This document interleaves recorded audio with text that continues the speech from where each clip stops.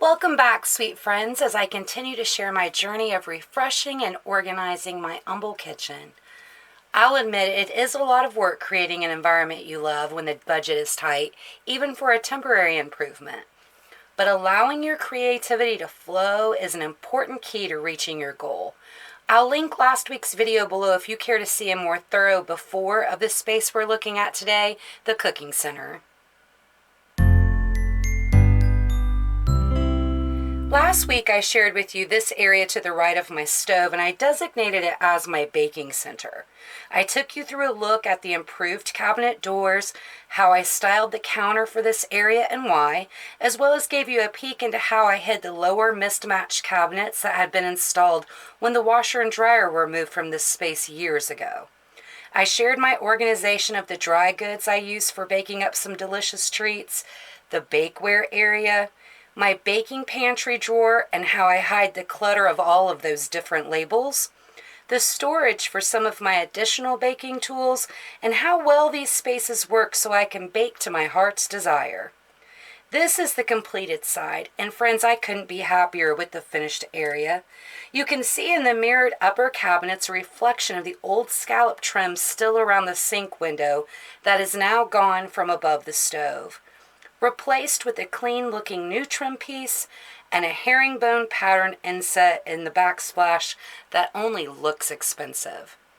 An already light and bright kitchen has become even more so as the mirrored cabinets reflect light streaming in the window across the room. Let's begin our tour of the cooking center by checking out the inside of those upper stove cabinets. Here I keep all of my pots and pans, purged down to what I really use and stored conveniently with their lids upside down. Any cooking vessel I need is easily accessible and convenient to gather.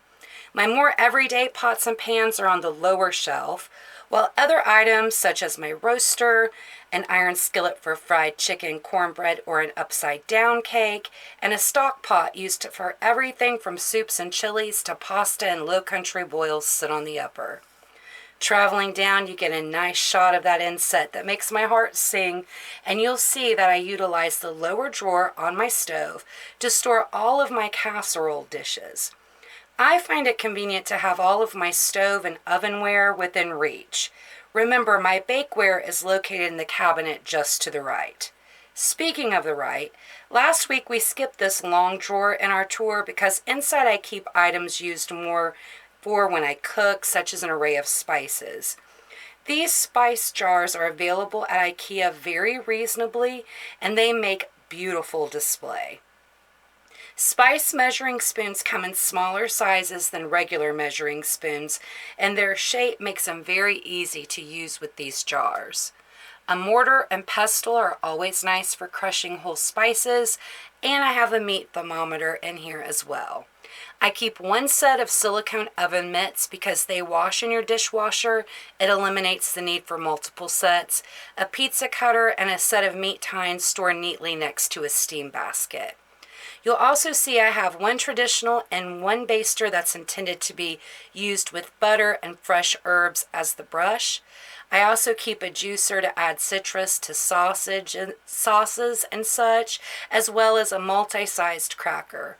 All of my food prep tools are stored in another area, so the items I need ready access to are with arm's reach here.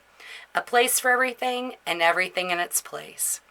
Finally, beside the stove on the left, I keep this tray with the pitcher to house all of my cooking utensils, including wooden spoons, spatulas, tongs, a spider. I keep olive oil and grapeseed oil in both pour bottles and spritzers to accommodate various cooking methods. A timer and electric salt and pepper mills make cooking in this kitchen a breeze. I can't wait for the upcoming holiday season to really test these areas out. When you're updating an environment in your home, it's important to remember to first purge, clean, and organize in order to extract the most peace possible in your space. You may have noticed we didn't cover all of the cabinets and drawers to the left of the stove. Be sure to hit that subscribe button so you'll be the first notified when I share my morning center and to-go station areas next week. Until then, live a life sprinkled with sparkle, my friends.